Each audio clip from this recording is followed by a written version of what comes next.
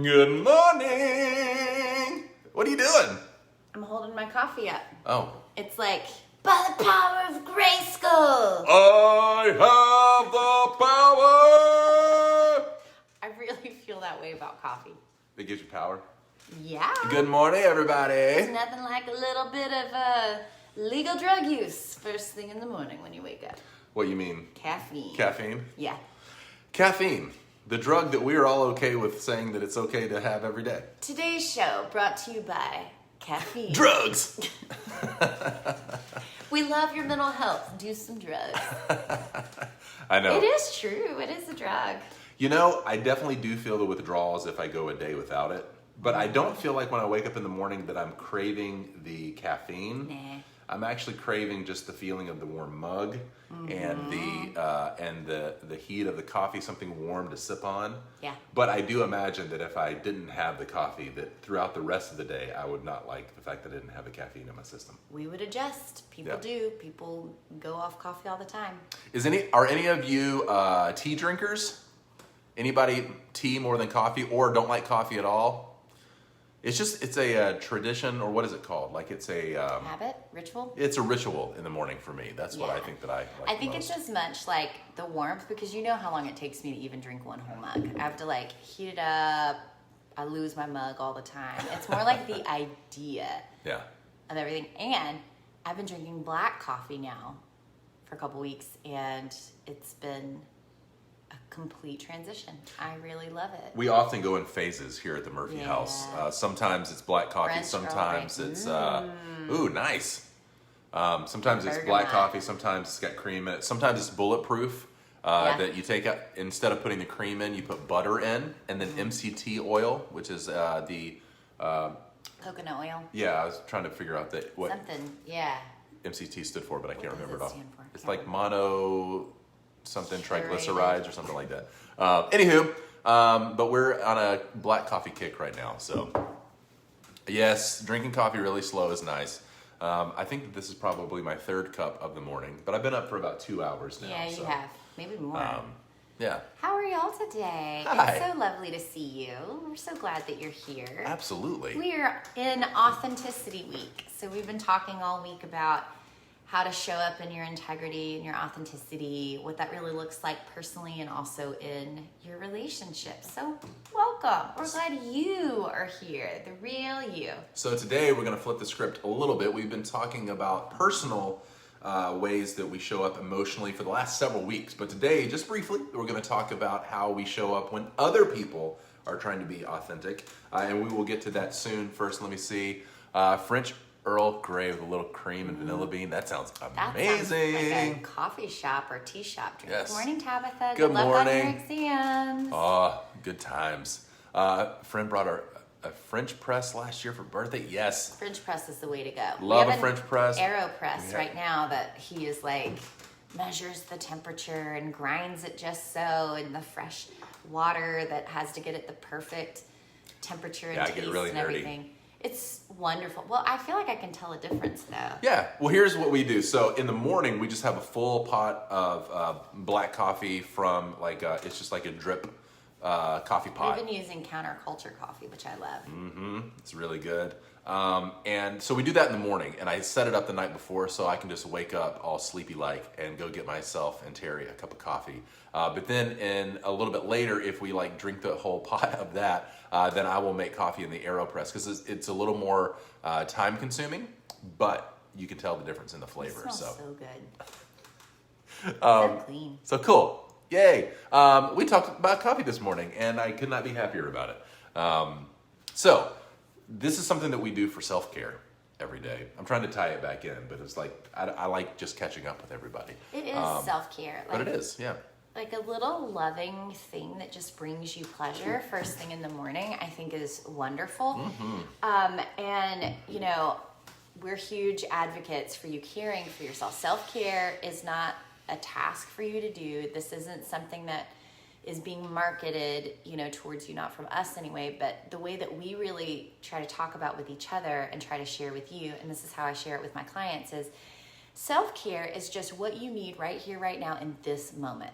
What need do you have, and how can you best meet it. Yeah. It's like yesterday for me, remember if you were here, I was like at a 2, maybe 3. I'm in an autoimmune, painful place right now, looking at diet and some other things, just trying to manage my symptoms the best way that I can here. And what I have is like mysterious. Literally, when we went in, I was hospitalized a couple times last year around this, and we kept talking to different doctors and even our specialists, like, so what do we do? What's the best thing? And they were kind of like, good luck. I'm sure you'll be fine. We'll see you here again if you need to be. And so we're like, okay. So for me, I don't have a direct medication or any of those things that I am doing that has been prescribed to me or anything. So the best way that I can take care of my physical, like, inflammation sort of health is to look at everything. How am I doing mentally? How am I doing physically? How am I doing spiritually? How am I doing relationally? How am I doing, societally, culturally? What does this look like with my food intake, my nutrition? What does it look like with movement? What is my ability level? And one of the hardest things for me, and one thing that has been so helpful with the check-in and the numbers that we do, is just learning to accept wherever I am. That I have some days where maybe my mind is super sharp and open, but my body doesn't feel so good. Or emotionally, I feel like in a great place, but my mind is kind of foggy. Sometimes everything lines up and it feels good, let's go. And sometimes, like yesterday, none of my systems felt really good. But what's so fun, I wanted to share this with you, is, in a lot of pain and grief that has been coming up for me, what I turned to yesterday, what I realized that I needed for myself, was to spend some time painting. And so once I was able to express so much emotionally into the canvas, then what happened was, like, I had all this space open up inside of me, and I felt so much better. We even had some 10 moments, like from 2 to 10 and back. And I don't often have that, but it was like a twinkle light. Brene Brown talks about, like, these moments of joy and, like, pure presence as like twinkle lights. It's not all the time. That's not the goal, to have, like, to be at a 10 all the time, but it's like to really celebrate and embrace those moments as they're there, not to try and cling to them, which will actually make you leave them, or to try and create circumstances to, like, replicate what you did. The reason that happened for me is because I was present and authentic to myself right in the moment, even though it wasn't like a good feeling. It was like me just being able to be accepting. And then Chris brought me home a big paintbrush. Look how big this is. Can paint like huge canvases and stuff. I should just paint that canvas over the top. Let's not do that one. It also looks like it would be an amazing, like, eyeshadow brush. So doesn't it, like, just one swoop, you get it all and then in like one blush, and I'm totally done. That feels so good. Bring it on, yeah. Look, ready? Ooh, I feel like this probably happens in, like, certain therapies and stuff. If anybody tunes in right now, they'll be like, I don't know, this isn't the show I thought it was. Yeah, doctors still haven't figured 100% what's going on with you. Yeah. Isn't it weird? Like, I guess I grew up thinking that, like, physicians were kind of like... They know everything. Omniscient. Yeah. That once you become a doctor, you just know everything there is to know, and then everything has answers. And as keep growing up, I find out that's just kind of not true. Same thing with your therapist, by the way. Unless you share some stuff with us, we don't know what's going on with you. Yeah. We might have some guesses, but that's, therapy is not mind reading. It's interesting that you were talking about the issues from yesterday, because I was reading this morning. I read 2 books pretty much every day. They're just like little one-page for each day. One that I'm going to talk about a little later in the show. Sounds like you mean you read 2 whole books a day. Oh no, I read 1 page from 2 books a day. So I'll read 2 pages in the morning. But one of them is A Calendar of Wisdom by Leo Tolstoy, the guy who wrote War and Peace. This book was, I think it was put out in the 40s or something like that. But just like a little 1-page. Interesting thing about this is that it talks a lot about, like, I'm gonna paint this. it takes a lot of things. Like this morning, I want to read a quote from the Talmud that I read this morning. But sometimes it's from the Bible. Sometimes it's from the Bhagavad Gita. If I'm saying that correctly, I apologize. Sometimes it's just the wisdom from people out there in the world who have said interesting things. And so he takes a lot of information from a lot of different sources, some religious, some non-religious, but it's just like a lot of you Marcus read. Aurelius. Well, so I read one page from that. And then there's another book that I read called the Daily Stoic that is primarily from Marcus Aurelius, who was a king, or no, he was like a general in the Roman army from like 2,000, 3,000 years ago, something like that. I don't exactly know all the specifics, but a guy named Ryan Holiday, who is kind of a leader in the field of, he's written several books. But he has another one that's just a one-page kind of thing, similar to this, called the Daily Stoic. And so the Daily Stoic today was talking about the fact that cheerfulness is different than joy. And so there's a lot of ideas in the Stoic philosophy that says things like they're really dour, they don't have a lot of happiness, but it's just a different way of looking at the world. And so there's not a lot of ups and there's not a lot of downs. There's like trying to maintain a sense of peace when things get hard and even when things are really great. So he was talking about that there's a difference between how we as humans usually think of joy. We usually think of just being happy, just everything is awesome. But true joy is something that's much deeper than just being able to have a smile on your face. It's like satisfaction more than cheerfulness. And I would say, like, when I'm really experiencing true joy, it's like this both and place that feels very grounded and like peaceful with like, there is like a light, bright kind of quality about it. Yeah. Too, like the color gold or like sunshine, but it is not toxic positivity. True joy does not bypass what's hard. Yeah. True joy includes, it is integrity. All emotions, we need to really, if we really want to experience the fullness of that, is not to bypass any part of it, not to withhold any part of you, but each emotion has its own integrity, a wholeness in the emotion that you can bring your whole awareness and self to. Yes. And what Nandita is saying right now on Instagram is a perfect summation of this, that happiness is a temporary conditional emotion. Yeah. Joy is a lifestyle. And I completely agree. I've spent years of my life putting on a smile, walking into situations like, hey, I'm great. But right here, it's actually lying to you, because what's going on inside is this inner turmoil that I'm trying to cover over by having like, hey, aren't things awesome? It's like that guy that we saw walking on the trail who like over greeted us with like joy and like, hey guys, how's it going? And I was like, they're fighting right now. That couple, they're in the middle of a fight. They just like, that's not right. Yes, absolutely. You know that feeling? Like you can feel the difference when you're in relationships, you know someone, you've earned the right to sort of feel this, and you can kind of feel that something is just kind of off, like their smile and their cheerfulness is happening. I'm going to say it. I'm just going to say this. So I got like 8 messages yesterday, direct messages about the new Rachel Hollis book that's coming out. And someone sent me a video that she'd recorded and stuff. And people are really hurt and very upset and very confused. Yeah. And I'm starting to understand a bit more. I don't follow them anymore.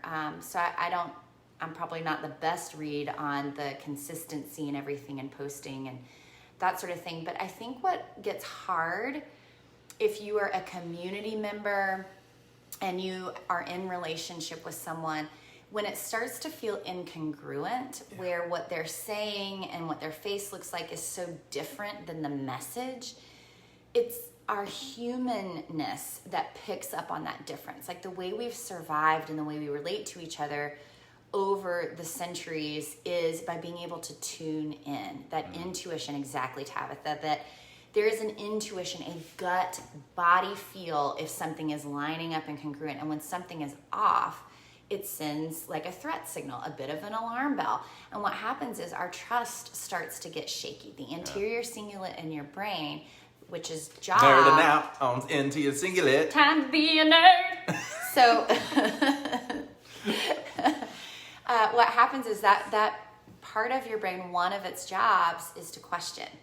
is to develop mistrust. You having mistrust is not a sign that you suck or that you need to just like push past your mistrust and just trust everyone no matter what. Trust is something that has to be earned over time in relationship, right? It doesn't mean that you're not a positive, loving person if it takes some time to develop trust. Securely attached individuals take time to develop trust, right? Trust happens over time in relationship, in a give and take reciprocity sort of situation, which here's the thing, like if you trust us, you know, Chris and me, by coming here, it's because over time you've gotten to know us better.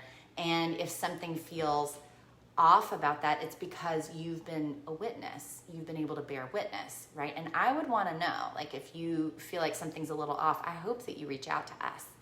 You know, it's our job to continually be checking in with our community. We do have a responsibility to any sort of community that we show up in. Yeah. I felt that way as a professor. I feel that way as a therapist. Feedback is a gift. Yeah. It's a beautiful gift because without feedback, we don't get to have intimacy. We don't get to have belonging if the system doesn't go in both directions. And there's a balance, right? There's a balance between hearing that feedback and being able to filter it through hopefully what is a well-honed thing in our heads and our hearts that we can trust. Yeah. That sometimes when we hear feedback, it's like, I appreciate you giving me this feedback. That's not going to work necessarily for me, but thank you so much. And then there's other times that the feedback comes and like, I really need to hear this. And often that's based on how much we trust the person coming in. I think one of the issues that's coming up right now with Rachel Hollis in particular is it seems like she is getting a lot of feedback. And again, some of this is just from haters, but some of this is from her community that are trying to speak into her life. And then from her own community, from within. Yeah. But it seems, from what we're hearing from a lot of people who are in her community, that people are saying, I'm trying to help, and she's taking it as criticism and saying that I'm not going to do anything but let positive things come into my life. Mm-hmm. And so when that happens, there is a disconnect when you are a leader in an organization or in a community to say that like there is something that people are seeing as a glaring issue that needs to be worked on, and then when that person goes, nope, there's no issue here, all the issue is with you, Your so haters. I'm going to keep living my life and you guys stay away. It's a delicate balance because sometimes you need to hear the feedback and sometimes you need to say, that's not for me. And so to balance that out, it's a tricky thing. I like how Glennon Doyle talks about this thing. So like if you're in a leadership position, and I know a lot of you are, you could be the leader of your class, you could be the leader of an organization, a leader in your family, if you're a parent, any kind of role where you have some sort of power position, you have responsibility. Whether you asked for it or not, it's there with you. And so then what do we do? So Glennon Doyle talks about it in this way, right? She's like, imagine you're going to the mailbox and you have 10 pieces of mail. And these 10 pieces represent probably for her tens of thousands of pieces of mail. And she said, I know like immediately out of all of that mail, like 8 pieces are people criticizing me for being a woman or the size that I am or my body or my sexuality or my marriage or my parenting. And I just throw all of those away. They don't get to talk to me about that kind of stuff because they're not in that inner circle where that kind of feedback needs to be had. That's not community-oriented feedback. If you're here to criticize my hair or my face or my looks or whatever, not interested. Right. However, she said then there's like 2 pieces of mail that she does pay attention to. I'm probably butchering what she says, but this is kind of how I remember it. One would be any kind of messages around oppression, around racism, around femininity, around those sort of things from a social justice, that sort of perspective. She listens. Even if it's hard, even though she says it shakes her to the core, she's going to listen to those sort of messages. And I feel the same way about that. I imagine you probably feel the same way about that. Yeah. If I'm not part of that marginalized community, I don't get to have a say of if that's hurtful or not. I'm going to listen to that and then learn as much as I can, and then apologize and do better. That's our work, and we are consistently learning more and doing better and messing up and making mistakes, right? But we do have accountability and responsibility in that way. And then the second piece of mail, for me personally, I don't know that she names this, but for me, the second piece of mail I'm going to read and take in is people from within my community. If they have a message that they want to send to me about our relationship, I'm going to listen to that too. Because my community really does matter to me. I'm not here to try and build a giant following and just try and expand. I'm here for the people who want to be here, right? And so we have a relationship. We've been through things together. And so this is a two-way street. Yeah. Right? Yeah. Exactly, Tabitha. Would you read what Tabitha says? 'Cause Yeah, I love Tabitha that. on Facebook says, as a I have to therapist, burp instead. So, thank part you. of our job is to advocate for others. That's exactly right. And that's absolutely true. And what I hope that we're doing here is not dragging a particular person through the mud. No. But to just People have been in pain. But to highlight that what we do in community, especially if we are the head of a community, is that there are repercussions when we decide to make a decision, both good and bad. And so it is incumbent upon people in community to hold each other accountable, but also those people that are getting particular types of criticism to be able to filter that out in a positive or in a what's the word that I want, in an appropriate way. Got it. So yeah, I think Yeah. it's so important that we shine a light on not dragging someone and their reputation through the mud, but to just use it as an example of what we can do moving forward in our own lives to try to be as good as we can. And with that, I would love to do check-ins with everybody. Can I share one more thing Yes, real quick before we sure. get to check-ins? I don't want to disrupt you. Do you think, girl? So I will share this. So I have a lot of compassion for those of us who didn't really kind of perceive ourselves as being leaders in this sort of place. Like, I don't always feel really comfortable with a power position, with a leadership sort of role. It really isn't something I've ever tried to seek out in that way. I feel much more peer related and service oriented. It was always a struggle I had as a professor because I just wanted to be with the people. Yeah. It's a struggle that I've had owning a therapy practice. It's one of the reasons I haven't hired other therapists to work for me is because I didn't want to be a boss. I like the freedom that comes from being able to own my own business. Yeah. And it's a successful business and I love it, but I have a lot of fear and reservation around growing it as far as hiring people. And this is really my growing edge that I'm currently learning about and growing in is whether I've asked for it or not, I am in a leadership position. I do have a power position. And so then it's not good enough anymore for me to go, I'm going to shirk that. I didn't ask to be anybody's leader. If you want to be here, that's on you. That's not true, right? Anytime that we have a gathering and we have a community, if I'm going to take a position where I'm going to speak and I'm fine holding the mic, I am now in a position where I have responsibility to the people who are listening, to the people that I'm coming into contact with.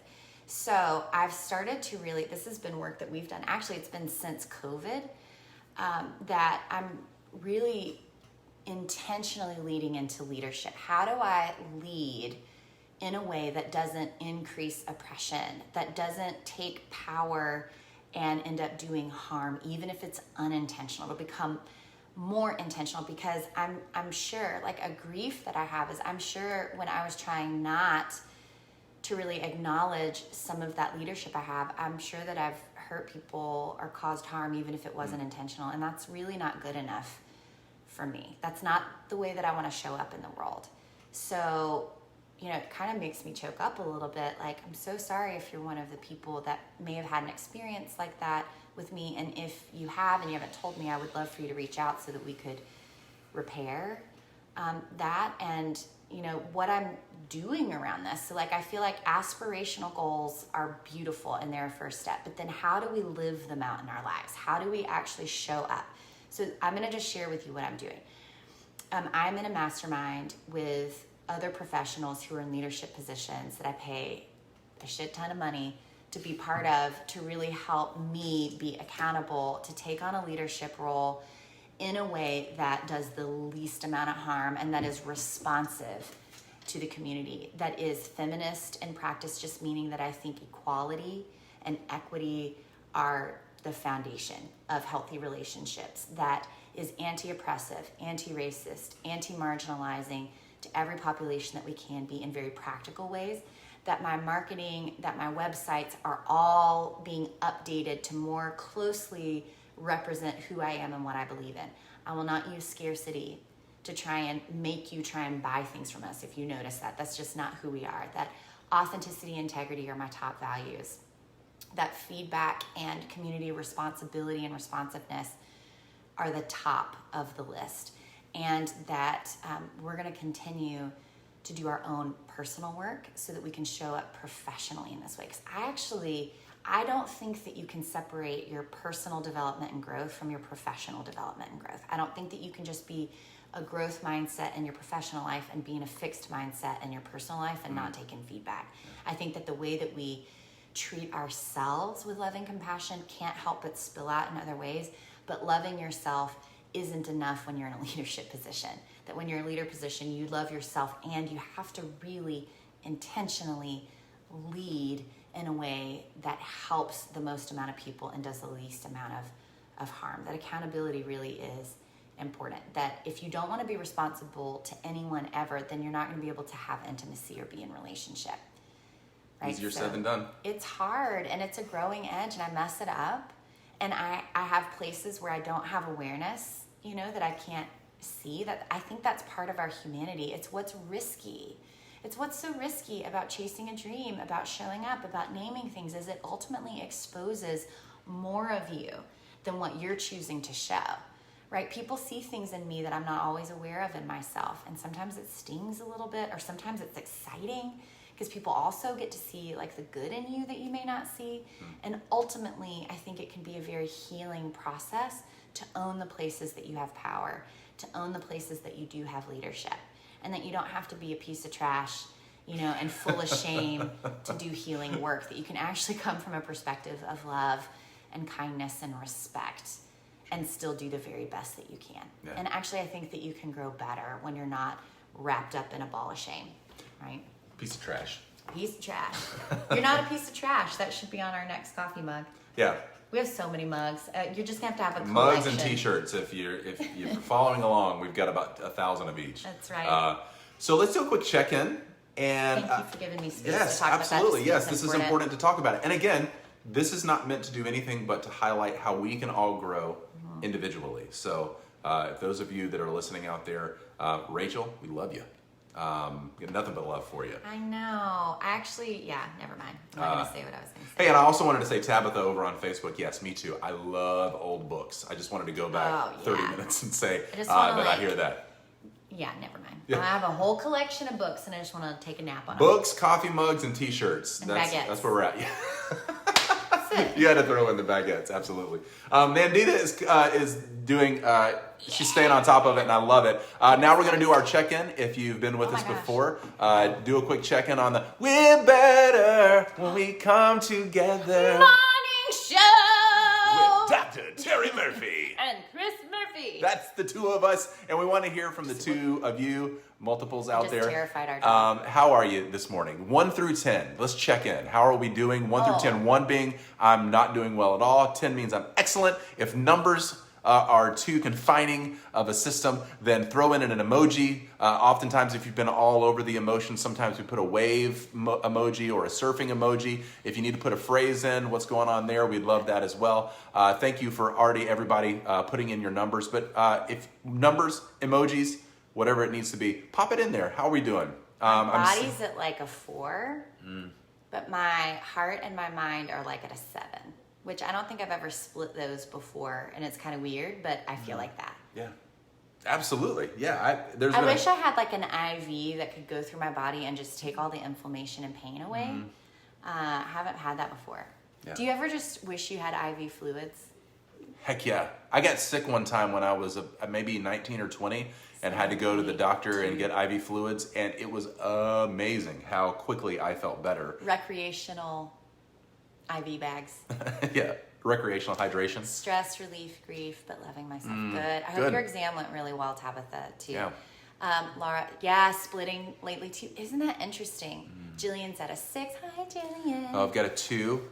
Thinking about you. Yeah, I feel that. If y'all are working on money mindset, go give Jillian Todd a follow. _Jillian Todd. Love Jillian. Genius about money. She has helped me make some major breakthroughs, and that's actually a lot of the grief that I've been working through too. Yeah. So if you could have an IV bag, what would be in it? Besides coffee, I want like a mix of coffee gluten, which I can't eat right now, and dairy, can't have that right now, and saline solution. Yeah, I was going to say, just the pure whatever they give you at the doctor if you're dehydrated, like that saline thing, that's exactly what I would be. You know how we were talking about vasopressin? Love you too.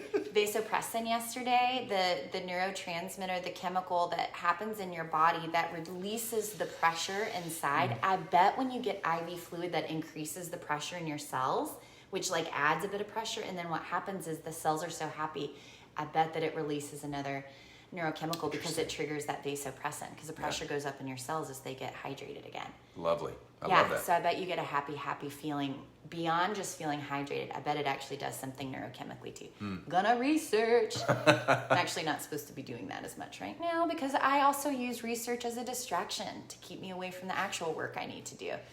And I see Jillian here who can hold me accountable. Okay, we need to... Oh, you want to read your quote about authenticity? Quickly, but let me just say this. I am at an 8 today. I know you do, I know.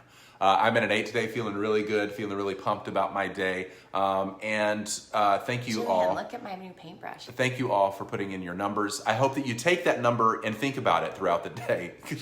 What is going on with you this morning? Think about what's going on with you today, just to check in throughout the day. Like I am at a, what? Oh, that's very cool. I need a vitamin IV, absolutely. Look, everyone's telling us.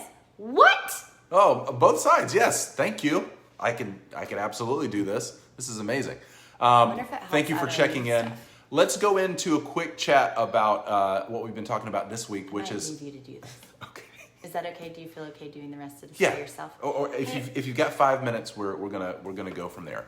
I love you. I have to go. Chris is going to wrap up everything for you. I love you so much. Thank you so much for being here and taking up space. Completely trust you with what you're about to do. Love you. Bye. Love you. Have fun. Bye, everyone. Enjoy. Love you, All right. love you. Let's chat for a minute about authenticity. Recently, we've been talking a lot about how we show up authentically in relationships and what that means in our relationships. People are telling you bye. We love you. Thank you guys for joining. And I will be brief here because I know that we all need to get on with our day. But we've been talking about authenticity and how we show up authentically. But what I wanted to talk about today is if we really buy into this piece of being more authentic, what happens when we are authentic, but then the people that we love and are around are also authentic, and that kind of goes against like, I'm not used to them being that way. And so it can be difficult. So what I wanted to do today is give a quick quote again from The Calendar of Wisdom by Leo Tolstoy. I was reading it this morning, knowing that we were going to talk about authenticity, and he kind of talks about this as well. It says, and this is from the Talmud, only those who know their weaknesses can be tolerant of the weaknesses of their neighbors. Only those who know their own weaknesses can be tolerant of the weaknesses of their neighbors. And essentially what that means is if we are sold on being more authentic, we have to own the parts in us that are both good and bad, or good and not so helpful in our lives. But when we come into conflict with other people that are also trying to do the same thing, we can have all sorts of interesting things happen because we're not used to them showing up in that authentic way, much like they may not be used to us showing up in that same way.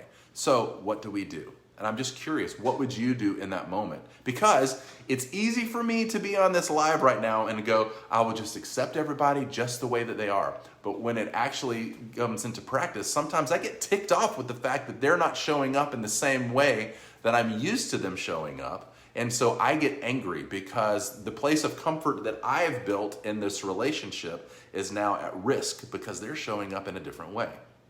So I just want to leave you with this thought that if you are showing up authentically in relationships, we have to be ready when other people also show up authentically. And it may be a different version of the person that we're used to. So just think about that throughout the day of how when we see somebody at work or a family member or a friend or a loved one, wherever they are, that let's hopefully be more accepting of them going through the change that they are trying to do to show up more authentically, because that's what we need to do. If we accept our own weaknesses and strengths, like this is saying, then hopefully we can be better at accepting others when their weaknesses and strengths show up too. So quick tie-in.